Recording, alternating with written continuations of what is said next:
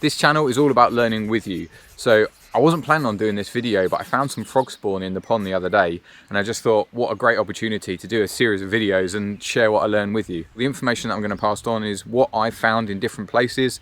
I will leave links down below, and I definitely say go check it out yourself. Some of this my trusty, it will be a notepad in time, but I just find it so easy to just copy and paste stuff onto my phone.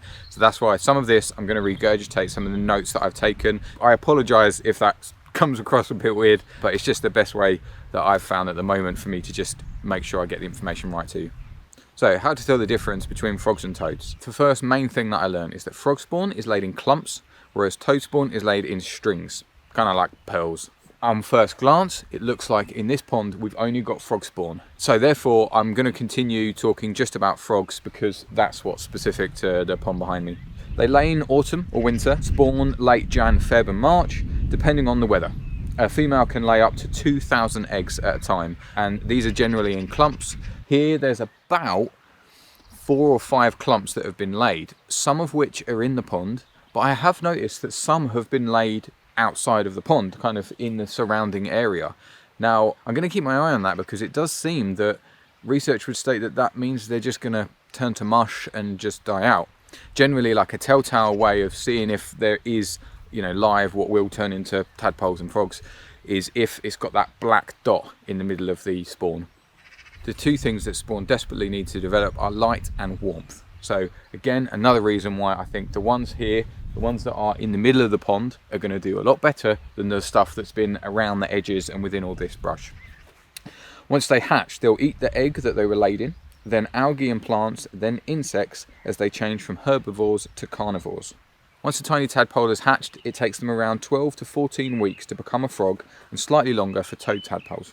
The final stage before a tadpole becomes a frog takes approximately a day, and then they quickly take cover to protect themselves from potential predators such as birds of prey, snakes, badgers, pine martens and otters. And they don't just live in the pond, they live outside of the pond as well, but they like a lot of cover to hunt in and also to keep them away from predators.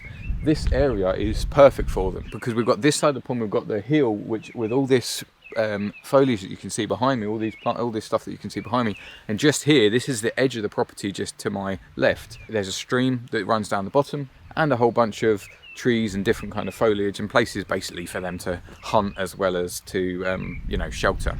Types of native frog in the UK are the European common frog, the Rana temporaria, and the rarer pool frog, then non-native marsh frog and an edible frog. There are others. The link below takes you through to a PDF that's got quite a lot of interesting and just kind of the outline information about this type of stuff you'll find in the UK.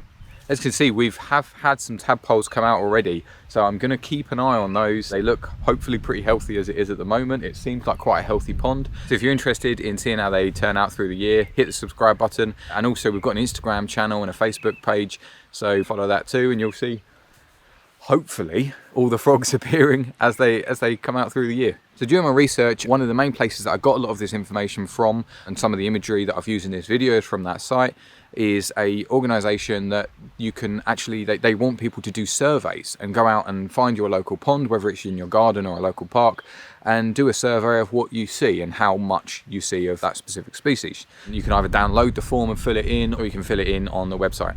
That's it for today, guys. I just want to say a quick thank you to some of the places that I got some of this information from.